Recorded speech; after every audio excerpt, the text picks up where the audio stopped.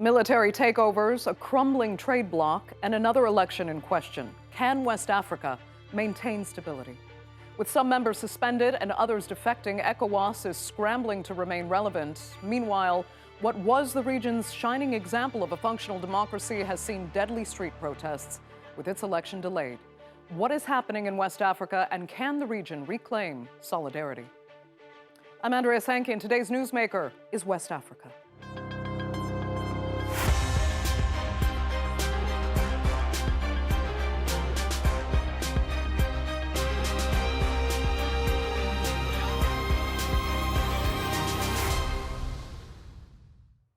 Africa suffers from a lack of continental integration, with borders, shared infrastructure, and often visa-free travel, all highly problematic.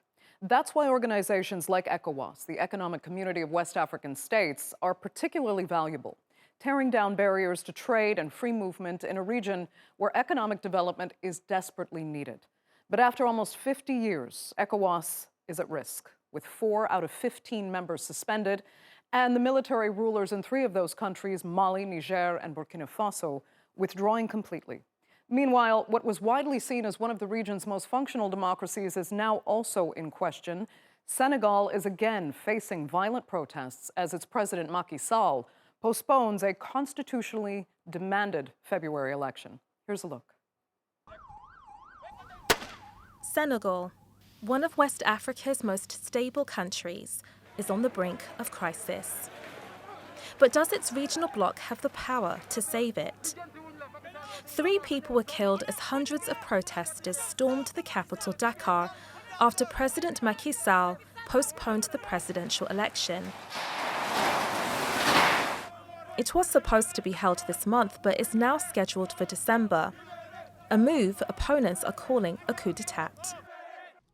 With just his pen, he wants to deprive 7 million Senegalese of the right to vote. We ask only one thing of him, that he leaves power and organizes transparent elections on February 25, 2024. It's the latest political challenge to the Economic Community of West African States, which is struggling to rein in Burkina Faso, Niger, and Mali, which announced they would withdraw from the bloc, a first in the group's nearly 50-year history. In response, ECOWAS suspended their memberships after military leaders overthrew their governments. These challenges pose a threat to the bloc's power since its birth in 1975, something its president admitted. If there has been any time for ECOWAS to stay together, this is the time. This will be made more difficult by the large-scale support of their citizens who say the bloc is a tool for European neocolonialism. And until those concerns are addressed, it remains to be seen what kind of future ECOWAS has in solving the region's most pressing problems. Well, joining me now to debate what's happening in West Africa and whether the region can maintain some solidarity are, from London, the Executive Director at Eastern African Association and a board member of GBS Africa, Agnes Gitau. Also in London, African Program Consulting Fellow at Chatham House, Paul Melly. And from Abuja, Senior International Correspondent for Nigeria's Premium Times, Chiamaka Okafor. Thanks all so much for being with me. Paul, I'll begin with you. Let's just start with ECOWAS and explain how much this all matters to the region. What's lost if this economic community goes down? Well, I think the critical thing to remember is that although ECOWAS was originally formed in 1975 as an economic bloc, rather like the European Union, it has gradually assumed political functions. And that really started off at the beginning of the 1990s when ECOWAS sent peacekeeping troops into Liberia to prevent a bloodbath in the civil war there. And then a decade later, in 2001, all member states of ECOWAS signed up for a good governance and democracy protocol, which sets certain basic ground rules and is a bit tougher, if you like, than the African Union All Africa commitment to not having coup d'etat. So That's really what's at stake here. ECOWAS has historically, in some ways, West Africa has been economically weaker than some other regions of the continent, but it's had this strong political track record of working together to manage crises and standing up for governance values. For example, in Gambia, where the dictator there, Yahya Jammeh, would not accept election defeat, ECOWAS threatened military intervention, and in the end, he left. So the military coups we've seen recently, and now this change of the election timetable in Senegal, are a real challenge to that ECOWAS track record. Okay. Agnes, would you describe the same value there, insofar as what's political value of the organization and economic value as well? Thank you, Andrea. So my thoughts are maybe the move from the basis of ECOWAS as an economic integration to political cooperation is what is causing the current proposal or the pronouncement by Mali, Niger, and Burkina Faso to exit the integration. So they have lost the momentum of why they initially started 49 years ago to promote economic integration amongst the 15 member states. I think the focus should be continue working on the structures to promote regional trade, and these exit will have tremendous economic impact on economic development and also dampen the regional vision of an integrated continent under the Africa Free Trade Agreement. Agnes, just clarify for me, are you in part saying that if ECOWAS should maybe keep more of the economic focus that it was originally created for? Is it the political shift that had made it more controversial and angered, certain members because, it's judging effectively the governments of one country or the other in a way that, we've seen the three defectors not like? Well, in the past, as Melly mentioned, that they have been lauded for their political intervention and promoting governance, if you compare them to the African Union or the other regional blocs. But if you look, the number of coups we've had in that region, right? Surely political cooperation doesn't work. And an economically stable region is likely to promote political stability. So leave the sovereign state be. Let's focus on building the regional trade. Let's focus on economic integration, ensuring that borders are open for movements of goods and services, for movements of our people. Everything else will come into place. Interesting. Okay. Paul, I want to get your response to that in a second, but first let me just get Chiamaka into the conversation as well. Because, would you agree that the role for ECOWAS perhaps should have more economic focus rather than the political identity it had taken on?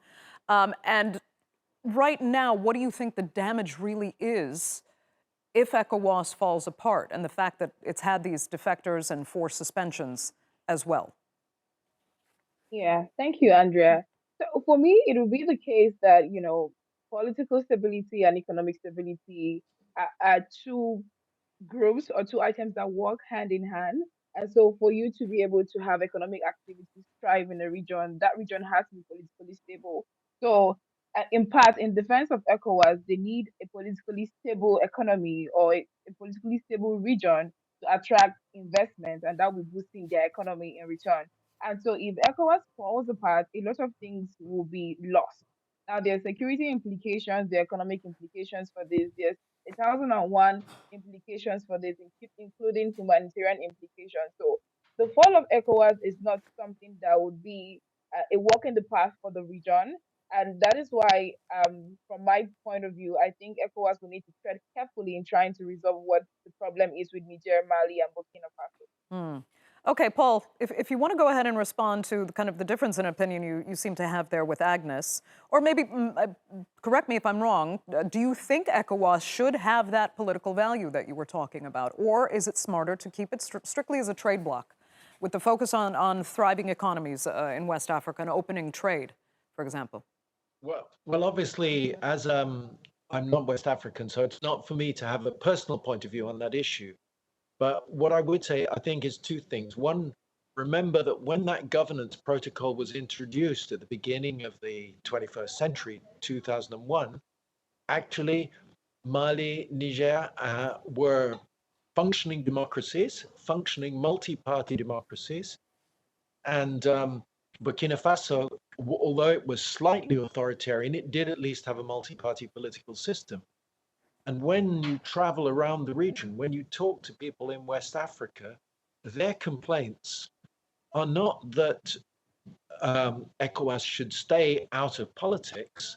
On the whole, people are complaining by saying that ECOWAS hasn't been strong enough in demanding higher political standards from the leaders of the countries in place. And a particularly hot issue has been the question of what people call constitutional coups. In other words, where a leader who is a civilian ruler elected in a multi-party election later takes advantage of their position in power to try and change the rules of the game to stay in power longer. That's caused a lot of anger and resentment.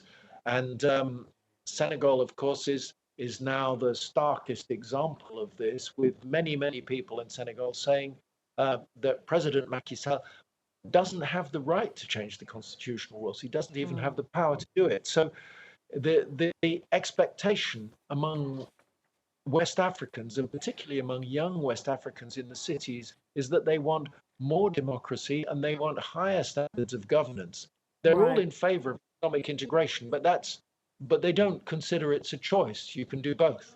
Yeah, can you do both though? I mean, it's fascinating because people could ask the question if ECOWAS and its leadership is, respected enough within the region to be able to take the decisions it has taken. I mean, should one country that's been criticized widely for being undemocratic be able to take disciplinary action or contribute to that decision when it's being made by often questionable leaders? But let me ask Agnes this question, sticking with ECOWAS and the economy especially, because Mali, Niger, and Burkina Faso have accused ECOWAS of actually abandoning, as you were saying, its founding ideals, and more importantly, they say it's catering to foreign powers. Is there any truth to that? Well, it's interesting that they say that, yet they have welcomed the Wagner group under the Russians, have 1,000 troops in one of the countries to help with the terrorism challenges that they face in the Sahel. But yes, they accuse the member states of plundering to the foreign countries, and I think the one country aimed at this accusation is France. But it's interesting to see the development, and my thought would be, yes, ECOWAS has contributed to promoting governance in the region in the past. However, times are changing, so they need to be able to listen to the views of the member states, probably be a little bit flexible and adapt to what the member states are asking for. I'm not saying that they should allow for undemocratic rulers, no, but they should be able to promote an environment where there is dialogue and that they can resolve these issues without really threatening the unity of ECOWAS. Chiamaka, it is interesting because it sounds like certain member states want to have it both ways or always with ECOWAS as an organization. Intervene when we need, protection or defense, but stay out when you're meddling in our sovereign affairs and then representing what they say are foreign interests. And now, yes, good point made by Agnes. Here they're welcoming in the Wagner Group, which obviously has coming from a foreign country. But let me ask you, Chiamaka, who's going to suffer the most for this, especially economically? Do you think ECOWAS as an organization or those who've withdrawn will feel worse consequences for these decisions? Thank you, Andrea. I think I'm going to just speak a little on what Agnes said about the if it's true that ECOWAS is allowing foreign powers to interfere. I think for me it's not a question of if there's a truth in this. I mean, the question there is within what context are these countries making these accusations? Within what context are they saying what they are saying? It is true that there are no clear evidences that ECOWAS is allowing foreign powers to take charge of the bloc, but then to the extent that these foreign powers do not expressly condemn constitutional coups, as Melly has mentioned earlier, the blatant abuse of power that we see with, African leaders in Africa, you know, in the same measure, in the same way that they're very quick to condemn coups like they're doing currently, that is the context within which we should be looking at this thing. What is this accusation based on? And I like this idea. I mean, I like what Agnes said about, it's quite funny that you let Wagner in and then you're accusing ECOWAS of letting foreign powers in. And truly, this fingers points to France. Now, back to your question about who will really be affected by this. Everybody will be affected. I think the question now is who will be affected the most? Nigeria will be affected, Mali, Burkina Faso, Niger will be affected, but the poor people in these communities, especially in Niger, Mali, and Burkina Faso, will be affected the most. Trade will be affected, security will be affected, and we've seen what has gone on in the last few months with the coup in Niger, who used to be a member of the multinational joint task force that helps countries within the Sahel region to fight insecurity. Now we see that the sharing of intelligence along these lines are failing, and there's increased insecurity, terrorism along those lines. There's hunger, and we know that Niger is one of the poorest countries in the world. So how would people, the poorest of them, or especially women and children in these border communities, right? In the communities also, how would they fare? How would they be affected? And so when, for instance, we suspect, or I suspect rather, that as a deterrent or as punishment for these member countries who are very, very clear on how much they are willing to violate ECOWAS's charter and the whole 1 year period before withdrawal, you know, the for ECOWAS not to be seen once again as that toothless backing dog, ECOWAS would probably embark on, that campaign to stop them or not to Okay. be seen as that. So they might, put in punitive measures and ask countries not to interact with these countries that are leaving. So what would the outcome be? Everybody will be affected. It's just like the African proverb which says that if one finger touches, gets Okay. stained, it's clear that other fingers would as well. Yeah. Paul, let me ask you, I mean, do you think it's lose-lose all around, or can you actually pinpoint who's really going to feel, the consequences, perhaps even small traders, or, will we see the poor be hit harder disproportionately for this? And then as well, the issue being alluded to about, the rising militancy in the region, and how much control or authority did ECOWAS have as an organization to keep that under control?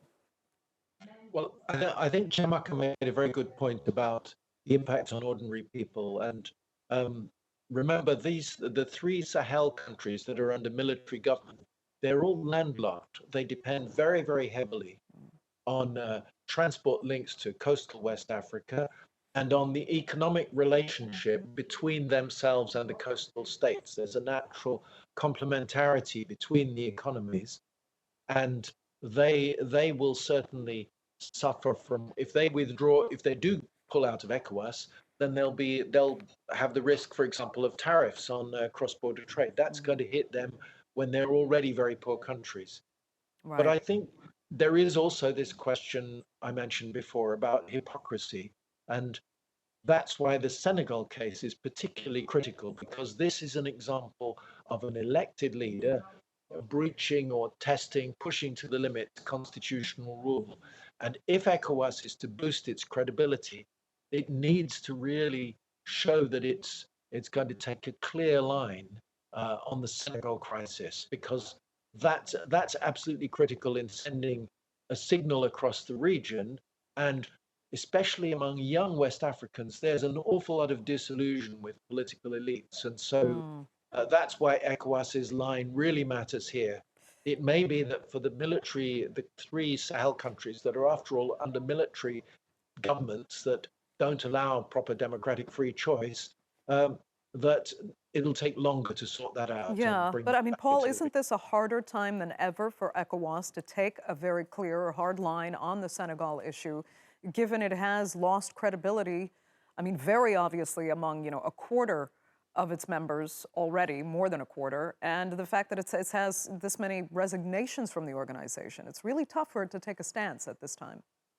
It is very tough to take a stance, but I think we need to remember the three governments who've pulled out, they're military governments, although they can assemble crowds in the streets who give the appearance of sort of mass support, we don't actually really know. Nobody has bothered to ask the people of Mali, of Burkina Faso, of Niger, um, what they think about pulling out of ECOWAS. There are millions of citizens from those Sahel countries who live as immigrants in the coastal West African countries and who benefited from the free movement. Very, very many people from the Sahel go and work in the big cities on the West African coast for part of the year to get money to send back to their families.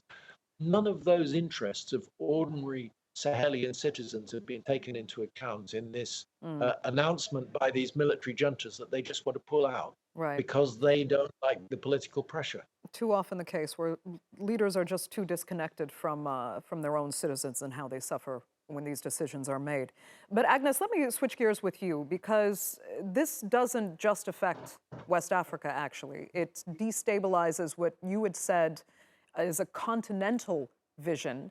As you put it, that intra-Africa trade under the Continental Free Trade Agreement is key here, and this affects that as well. So it's costing all Africans.